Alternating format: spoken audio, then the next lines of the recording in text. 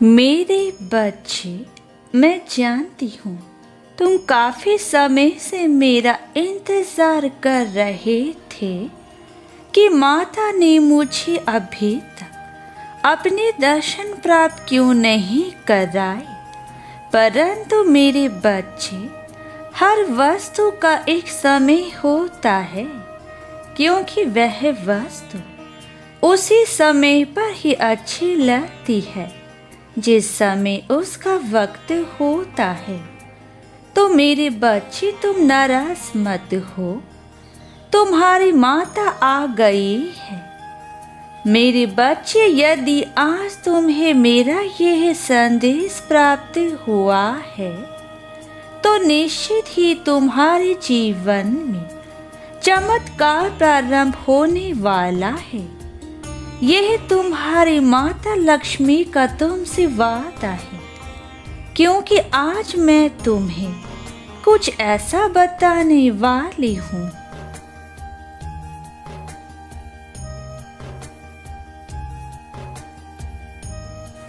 कि जिसको सुनने के बाद तुम्हारे मन में ही नहीं बल्कि तुम्हारे पूरे जीवन में एक नया परिवर्तन आना प्रारंभ हो जाएगा और समय के साथ धीरे धीरे करके तुम्हारे इस जीवन में एक नया परिवर्तन तुम्हें देखने को मिलेगा तथा तुम्हारी आंखें खुली ही की खुली रह जाएंगी।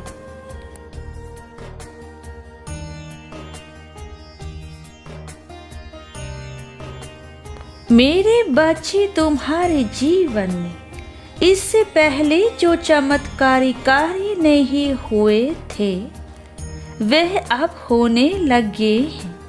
सबसे पहली बात तो इस बात को हर बच्चे के लिए समझना बहुत ही जरूरी है कि परिस्थिति चाहे जो भी हो, अच्छी या बुरी, लेकिन यदि तुम अपना कर्म कर रहे हो तो तुम उन्नति की ओर लगातार जा रहे हो।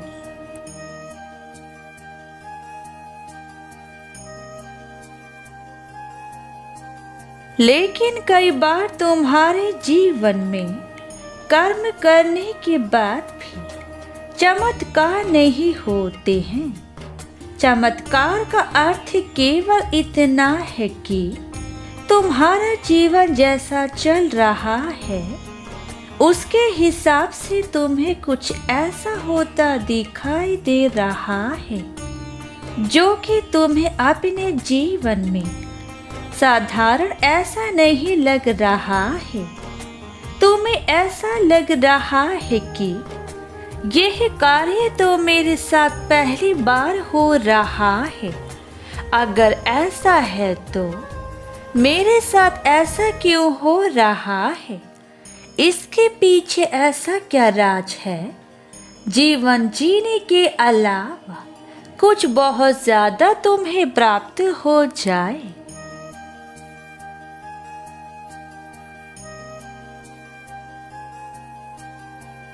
पहले से तुम्हें कोई नौकरी प्राप्त हो, बढ़िया, तुम्हें कोई बड़ा व्यवसाय प्राप्त हो या बड़ा घर प्राप्त हो या बड़ी कोई भी ऐसी चीज प्राप्त हो जिससे तुम्हारा दिल खुश हो, कार्य सभी करते हो तथा तुम्हें उसका फल प्राप्त नहीं हो रहा है, इसलिए तुम निराश हो मेरे बच्चे। लेकिन तुम्हारे जीवन में यदि ऐसा नहीं होता है तो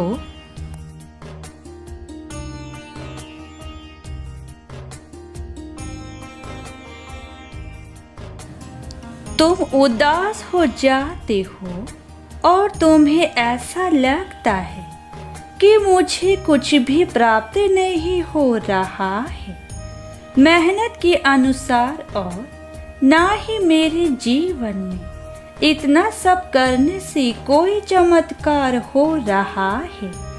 क्या मेरे जीवन में सुख नहीं लिखा है?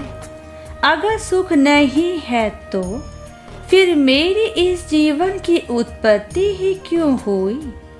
मैं चाहती हूँ मेरे बच्चे, यह सब बातें तुम्हारे मन में चलती रहती है, परंतु तुम्हारा जीवन जीने का केवल यही एक उद्देश्य नहीं है मेरे बच्चे। तुम्हारे जीवन की उत्पत्ति के कई उद्देश्य हैं, लेकिन आज मैं जो तुम्हें बताऊंगी उसको ध्यानपूर्वक सुनना।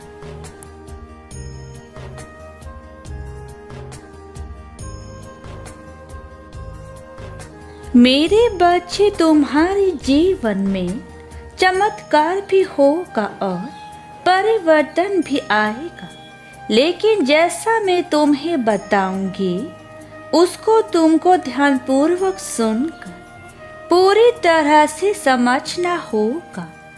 यदि तुम मेरी आधी अधूरी बातों को सुनकर छोड़ दोगे तो तुम्हें कुछ भी समझ में नहीं आएगा। अगर तुम पूर्ण रूप से बातों को सुनोगे और समझकर उसे अपनाओगे तो निश्चित ही मैं तुमसे वादा करती हूँ,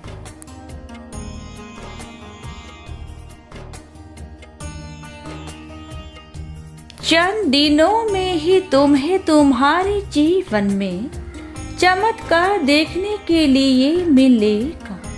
मेरे बच्चे, यह तो सच है कि अपना कार्य स्वयं हमें ही करना होता है, तभी तो सपना पूरा होता है। जिस तरह से सोने को तपाया जाता है तभी उसका मूल्य बढ़ता है, इसी तरह जीवन में किसी भी लक्ष्य की प्राप्ति के लिए तपना पड़ता है।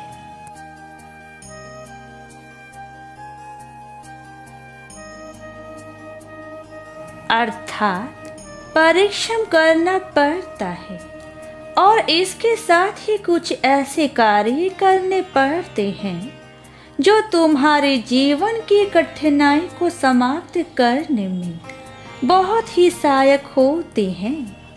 जैसे खाने का कुछ न कुछ सामान अपने करीब रखो और जब भी तुम्हारे सामने कहीं पर भी चींटियों के झुंड से भरा रास्ता तुम्हें दिखाई दे जमीन पर, तो वहां पर तुम खाने के लिए कुछ सामान को वहां पर रख दो।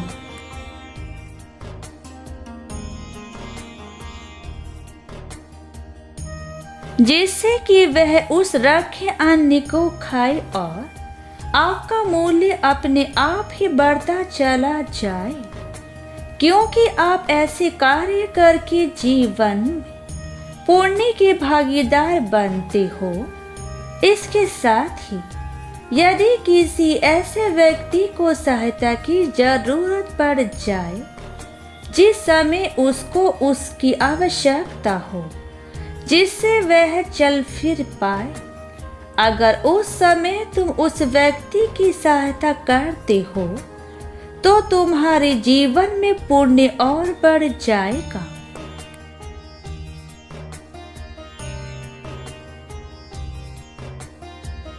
तथा जिस व्यक्ति को आंखों से दिखाई न देता हो और उसे भी किसी व्यक्ति की सहायता की आवश्यकता हो, तो यदि ऐसा व्यक्ति तुमसे सहायता मांगता है तो तुम उसे बिल्कुल भी बेसहारा मत छोड़ना, क्योंकि ऐसे व्यक्ति केवल ईश्वर के सहारे होते हैं और साक्षात जब तुम उसकी सहायता करते हो तो तुम उसके लिए ईश्वर के समान हो जाते हो, अर्थात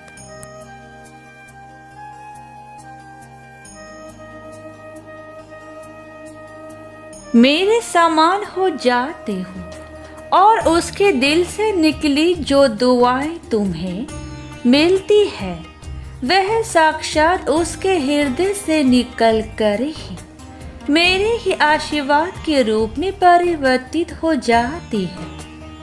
कोई भी अपाहिज व्यक्ति मदद के लिए गुहार लगाए तो तुम निश्चित ही उसकी मदद करना, क्योंकि जो विकलांग व्यक्ति होता है या जो बेसहारा होता है, यदि तुम उसकी सहायता करते हो तो वह निश्चित ही तुम्हें अपने दिल से दुआएं देता है।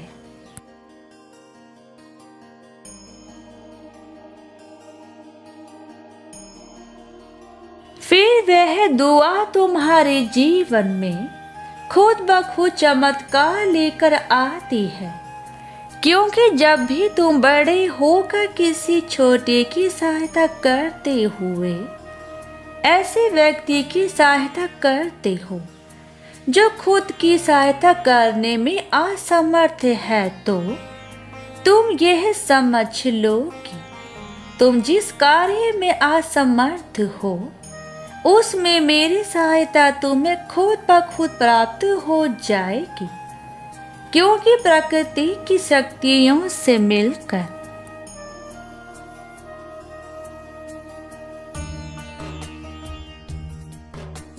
वह तुम्हें अवश्य प्राप्त होगा जो तुम्हें चाहिए।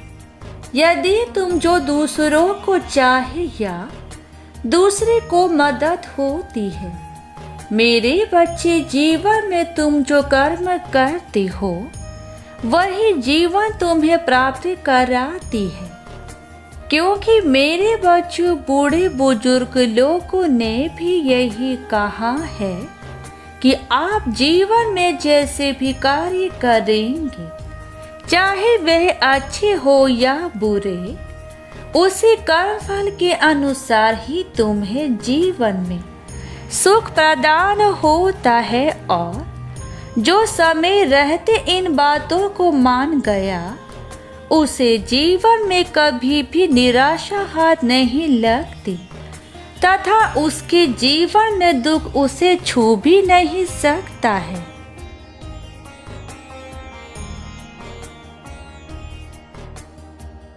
क्योंकि मेरे प्रभु नारायण भी उन्हीं भक्तों का साथ देते हैं जिन भक्तों के अंदर प्रेम करुणा भरा सागर होता है दूसरों के प्रति, और जो ऐसे व्यक्ति होते हैं, मेरे प्रभु कभी भी ऐसे लोगों की मदद करने से पीछे नहीं हटते हैं, क्योंकि मेरे प्रभु तो बहुत दयालु है।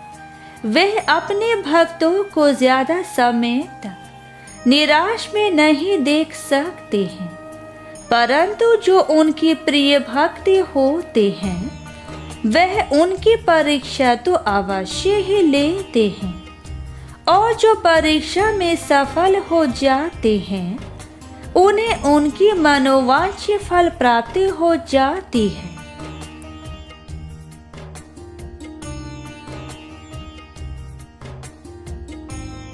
फिर मैं तुम्हारी माँ लक्ष्मी अपने प्रभु नारायण की अर्धांगिनी हूँ, तो मैं कैसे पीछे हट सकती हूँ।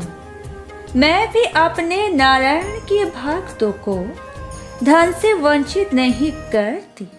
मैं उनके जीवन में सुख शांति व धन की वर्षा करती हूँ, क्योंकि मेरी तो उत्पत्ति इसी के लिए हुई है कि मैं अपने भक्तों के जीवन में सुख समृद्धि प्राप्त कराऊं।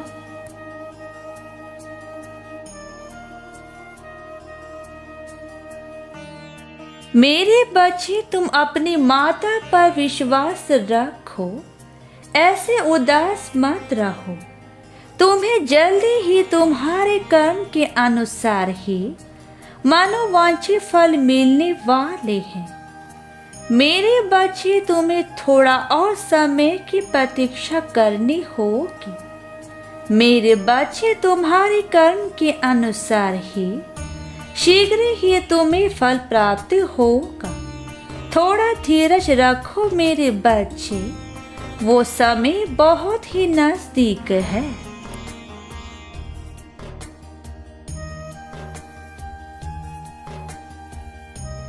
अब तुम्हारी माता के जाने का समय हो गया है। मेरे बच्चों अब मैं चलती हूँ और जाते जाते मैं तुम्हें यही कहना चाहूँगी कि समय बहुत ही बलवान होता है और जो मनुष्य समय की प्रतीक्षा करते हैं उन्हें वह फल शीघ्र ही प्राप्त होता है। तो मेरे बच्चों समय की प्रतीक्षा करना, मैं फिर आऊंगी तुमसे मिलने। अपना ख्याल रखना मेरे बच्चों, तुम्हारी माता फिर आएगी तुमसे मिलने के लिए। सदा खुश रहो मेरे बच्चे, तुम्हारा कल्याण हो।